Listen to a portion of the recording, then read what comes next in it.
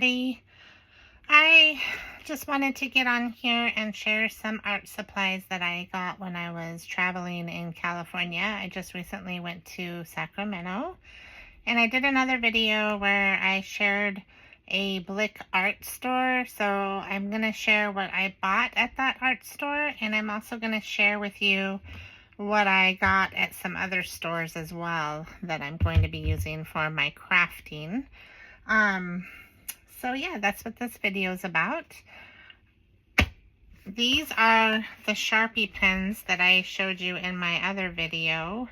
If you haven't seen that, you can go check it out. It's the one right before this one. These say paint effect, no bleed. They're Sharpie pens. They're supposed to not bleed at all. They're supposed to give a paint effect. So I like paint markers. I like Sharpies. This is supposed to be kind of the best of both worlds, I guess. And I thought I would buy these and try them out. So let's do that real quick. Let's open them up and try them out. These were not on sale or anything. I just bought them because I've never seen these anywhere and I wanted to try them.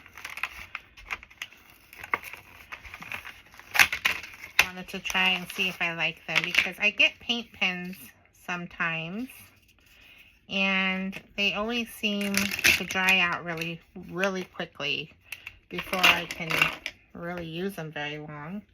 So I wanted to try these out and see if they're any better. I'm just going to use a scrap piece of paper and try them out and see if they bleed through and how they look when you, wow, look at that tip. It's kind of cool. It's like a paint pen tip. Let's see, we'll just put my name, Sherry.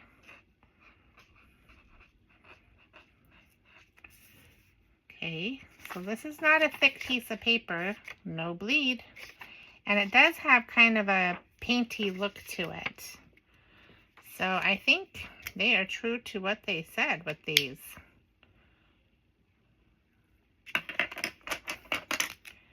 We'll put gray. I can't see it very well. These would probably show up on black paper really well, or any kind of colored paper. Here's a red one, so we'll do red.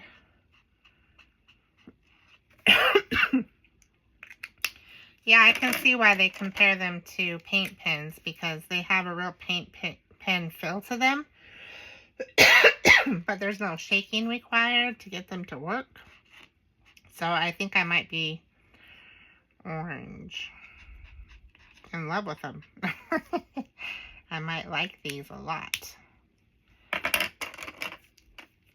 For when I do sketching and paintings and my mixed media.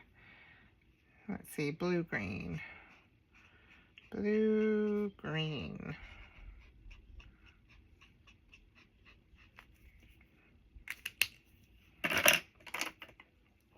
See if they have a color, like name on them. I don't see a name, but it's supposed to be that color. Kind of a purpley pink, but I'll just put pink.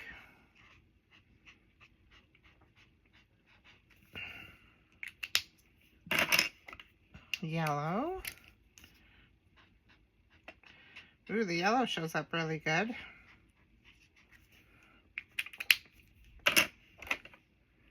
Blue.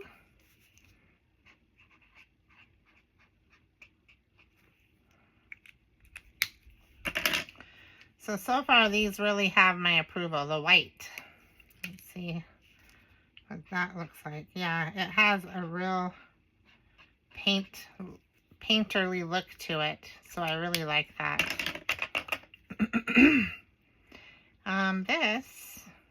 This is probably black. Yep. Black. Purple.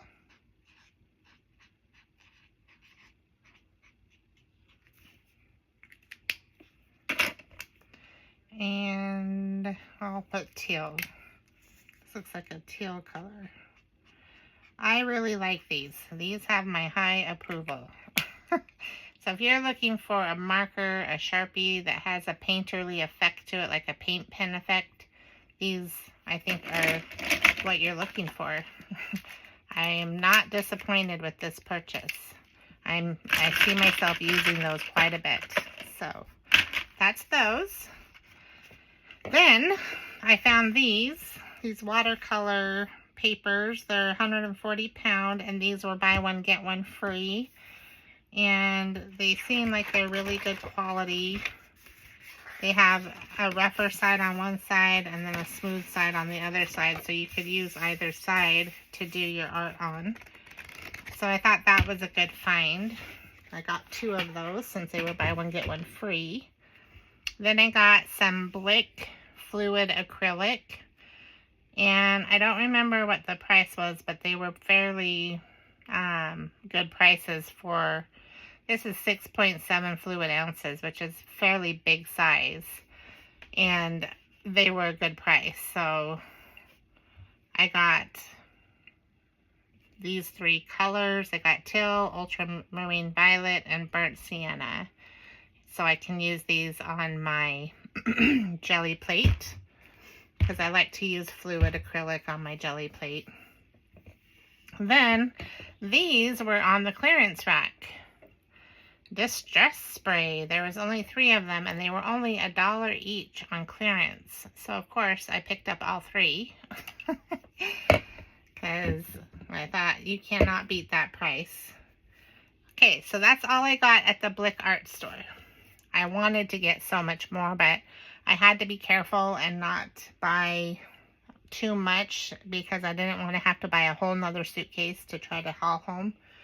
But then we went to kind of like a consignment shop, so they'll have a lot of vintage things there and just a lot of random different things. So it's a lot of different sellers. Anyways, they have all different sellers that do different booths. So each booth has different things in it. And I found these. Tim Holtz Ideology vintage things, and I decided to get those. They were only $1.99, originally $7.99 at Hobby Lobby. So I thought that was a good find. Then I got some golden books, and we all know that I'm probably going to use these to make journals eventually. So I got Bambi, and they were all in really good shape. So they were $4 each, which is more than I like to pay for a golden book. But because they were in such good shape, I thought they were worth it. Like, they're in really good shape, all of them. They don't have a bunch of writing or scribbling in them or ripped pages or anything like that. So I decided, what the heck, let's just pay a little extra for some good quality ones. I got Peter Pan. We all love Peter Pan and the original story. I do want to do a Peter Pan journal eventually. I am collecting things for all of these future journals, just so you know. And they will, some of them will go in my Etsy shop once I do them. This is just a receipt. Oh, the name of it's on here, Antique Trove. So I gave you the wrong name. It's in Roseville, California, if you want to look them up, which isn't far from Sacramento. So there's a Pinocchio one. That one's fun. And then Dumbo. And this one's in really good condition also. So I'm going to show you a comparison to these with the quality to ones I get really cheap. I did get some cheap ones at a thrift store right before I went to Sacramento. And I was thrilled to find these too. But the quality is not quite as good. See, look at them side by side. Of course, one's probably older than the other. This one is what? Let's see. This one is printed in 2018. So it's fairly new. Whereas this one is, I'm sure, a lot older. For one thing, it's signed 12/1990. And looks like the latest copyright date on this one is 1985. So this one was printed in 1985. So of course, there's a huge difference in age as well. And that's where your quality also comes in. I got Rudolph the Red-Nosed Reindeer, The Christmas Story, The Little Mermaid, and I got most of these for $1 or cheaper, so at the thrift store. So there was a difference in price, and this one's pretty good quality. This is pretty, like, almost perfect quality, this one. And this was, what year is this one? Let's see. 2013. So this is a little more recent. I guess that's already 10 years old though. And then I got this one because I am working on an Alice in Wonderland journal right now. And it's hard to find Alice in Wonderland golden books, but I did find this, so I was happy about that. So those are all the books, recent books I got. And then I went to a little boutique with my sister in Roseville and bought these for decoupaging. They were not cheap. They were $9.50. I always forget the name of that shop, but I just thought these were really pretty. And I have a bee kit that I made that's in my Etsy shop, and I've done some bee journals, and I'm still working on another bee journal, so I thought these would be a good addition to my bee collection for doing journals when I do bee journals. So I went ahead and bought those. Then we went to Japantown in San Francisco, and we went to a few shops. Most of the shops, we were disappointed that by the time we got there, they were either already closed or closing. But there was one shop that was still open, and it was kind of like comparison to the dollar stores or the Dollar Tree.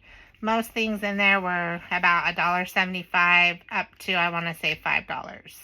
But it was really hard to tell how much anything was. Uh-oh, I got this wet. Great. I just had a thing out that got it wet.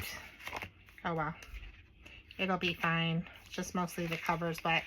But I found these cute little pads of paper, and they have, I don't know how well you can see them, but it has that, like, it almost has that homemade look to it because it has a little flex in it. So that's the first page. This is just, I don't know what this is for exactly, but and then it has just pretty paper all through it.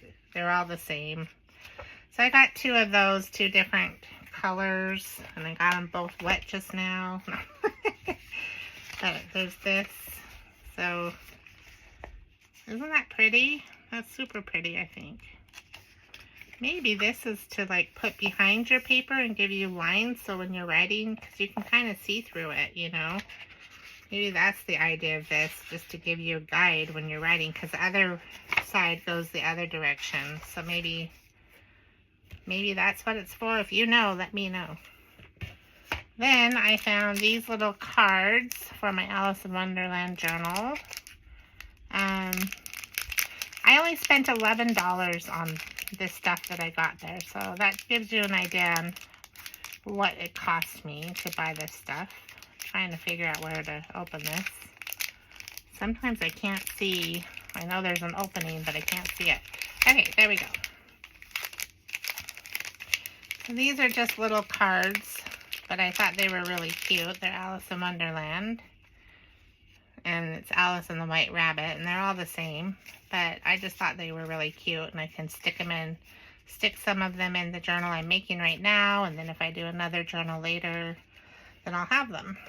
And then I found these. So they're just message cards, and you can write whatever message or whatever on them. And thought they'd be cute to use on tags, in your journals, you know. And I think they were only like $1.75 for all of these. So I thought they were a good deal too. And they're cute. Like, see that there's that one. I'm trying to take it out. Hold on. I hate messing with packaging. But, so there's these ones. And you get pretty good amount of each kind. It looks like about 10 of them. And these ones. So there's that one. Those are cute. And the round one. And that's pretty ornate. And then these little message cards you can write a message on. And these ones. So these will be really cute to stamp a message on or whatever and use on tags and tuck spots and other things. Then, let me throw those away. Throw those wrappers away. Then I got this lace. I think it was about $1 something, $1.75. But I just thought it was really delicate and cute, so thought it would be cute in a journal to do the edge of pages with or whatever. Let's see.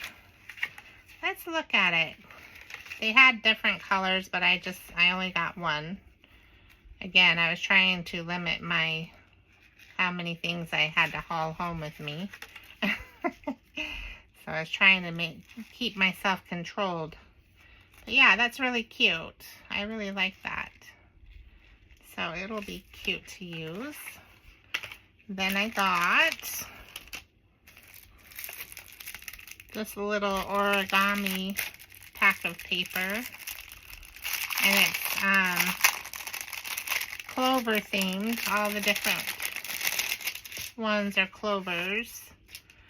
So there's this one, and I think there's 5 of each. So 5 of each design.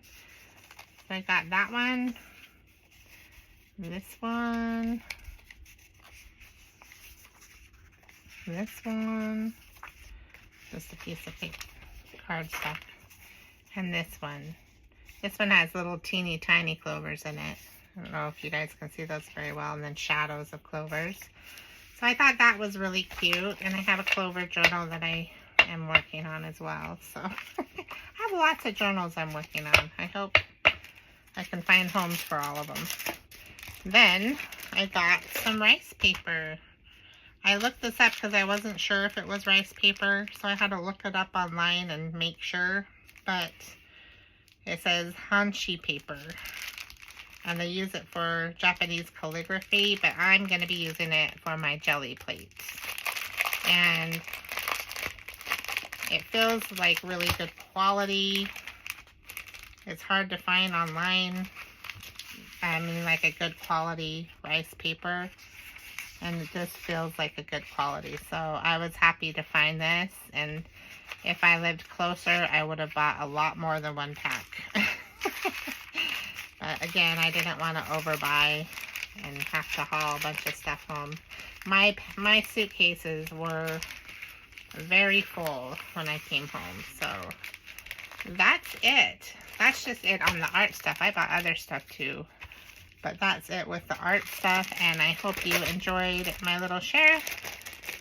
I will see you later. Bye-bye.